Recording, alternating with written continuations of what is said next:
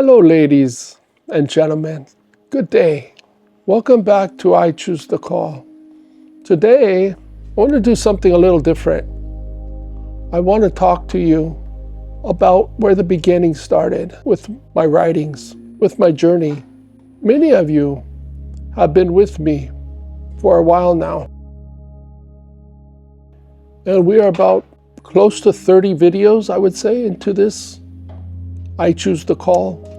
This walk has been a walk, a journey. We started with my first book, I Choose the Call, a daily anthem of devotion, and I talked about it today. I'm going to take you back to the beginning. I've been sharing messages, teachings, reflections, and topics that the Lord has put upon my heart. But today, I want to begin talking to you about the books. I want to tell you why I wrote them. I want to tell you where they came from. I want to tell you what was in my heart when these books began to take shape. And the best way to do that is to go one by one. Best way I would say is go in chronological order. And today we began with the very first book I wrote. That book is called I Choose the Call, my daily anthem of devotion. It's very important that I begin every book with prayer. I go to the Father. A lot of these books are because of prayer. It's what the Lord will speak to me about in my prayer time with the Lord when I was a little boy, when I first started getting to understand the voice of God, and then moving on from there. These are not just a book to me, people. These are a beginning. Each book is a beginning of a beginning. These are not just words on a page. It is a response. It is a part of my yes to God, especially this one. This is my beginning. I choose the call. It was not part of a plan. For example, I didn't plan to write books. I didn't plan to become an author. But it was a plan that God had for me, part of a journey. It's a part of my awakening. And it was part of my decision to take seriously what I felt the Lord was doing in my life at that particular time and now. You see, there comes a moment in life when a person has to decide whether they are going to keep delaying, keep avoiding, keep postponing, or whether they are finally going to say yes to what God is calling them to do. Don't be a Jonah, people. Remember Jonah trying to run away from God in Nineveh. And what happened? Well, read about it. It's quite a taking story. It has to do with a big fish, a sea creature. So what this book represents to me, I Choose the Call. It is a decision. It is a declaration. It is a statement of surrender. It is a statement of direction. It is a statement that says, I am not going to live my life randomly. I am not going to ignore the voice of God. I am not going to pretend that the Lord has not been dealing with me I choose the call. And I believe that every person at some point has to face that question. What will you do with the call that the Lord placed upon your life? Will you run from it like I did at first? Will you delay it? Will you fear it? Will you bury it? Or will you say, yes, Lord, yes, here I am. Send me. That is why this book was so important for me to write. Because it came from something deep, came from conviction, came from reflection, it came from struggle, it came from prayer, and it came from the understanding that life becomes different when you stop resisting God and you start walking with Him. I did not write this book just to say that I wrote a book. I wrote this book because I wanted to put into words what it means to respond to God, what it means to yield, what it means to listen, what it means to be moved by something greater than yourself. And then there was a chain reaction of the books to come after that. Had it not been for I Choose the Call, I would not have come up with The Mother of Corruption.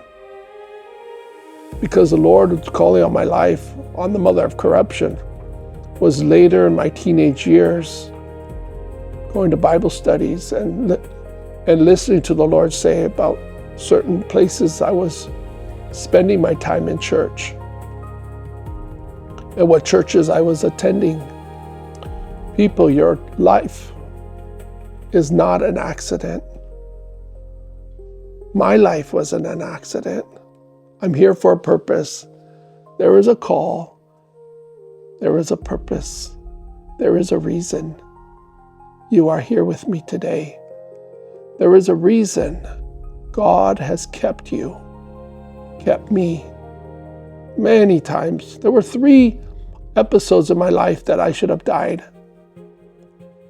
When I was a young boy, playing with my friend in the sprinklers, in the water, I ended up trying to dry myself and lay on the concrete in a driveway.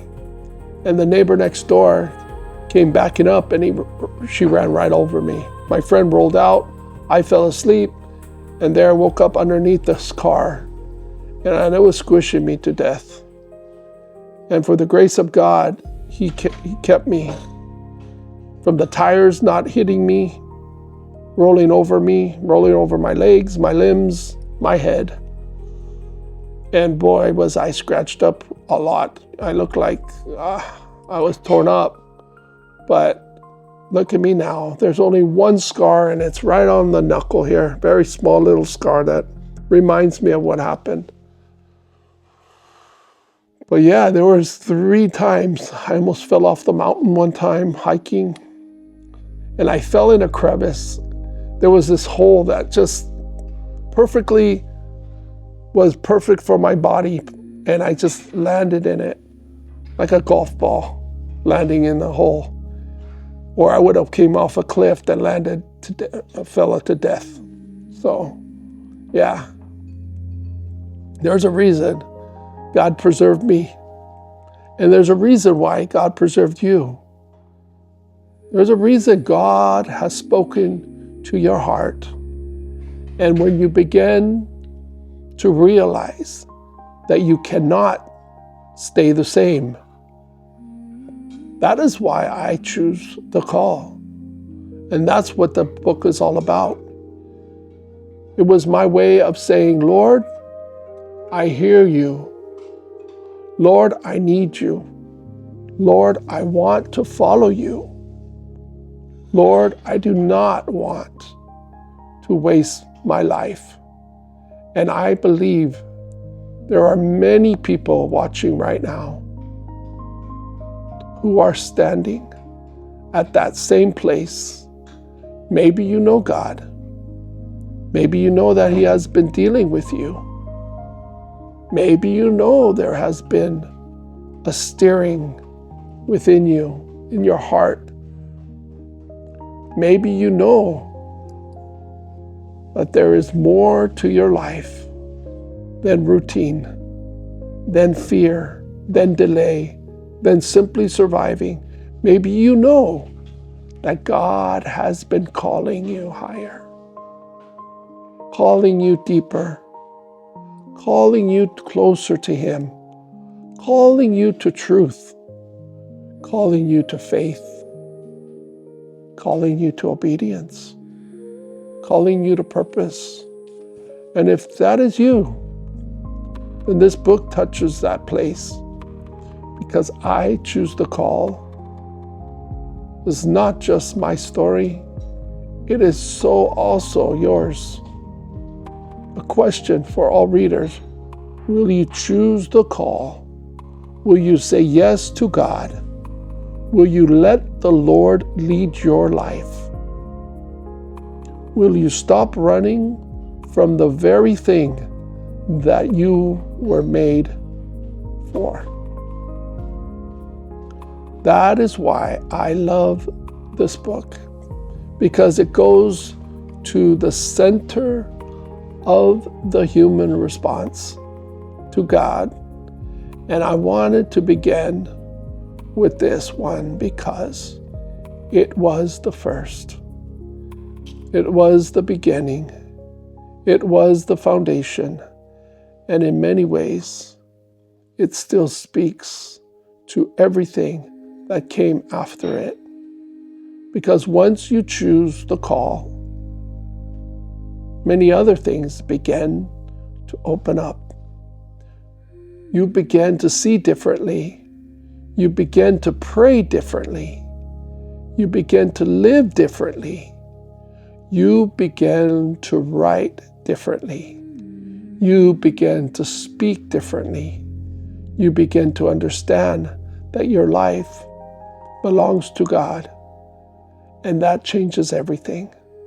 So today, as I begin sharing with you about this book, I want to start where it all began, with I Choose the Call. The very first book,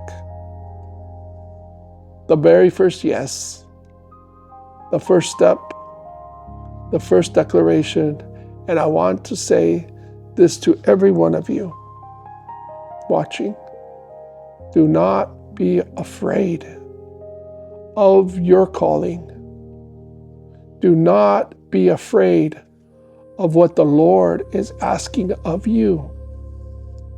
Do not be afraid to say yes, because when God calls, He also keeps. When God calls, He also leads. When God calls, He also strengthens. When God calls, He also provides. Yes, so important. And when God calls, He does not call in vain. Nothing He does is in vain, people. He calls with purpose. He calls with love. He calls with wisdom. He calls with intention. So if you have been hesitating, if you have been wrestling with things, if you have been delaying, let this encourage you today. There is something beautiful on the other side of yes. There is something powerful on the other side of surrender.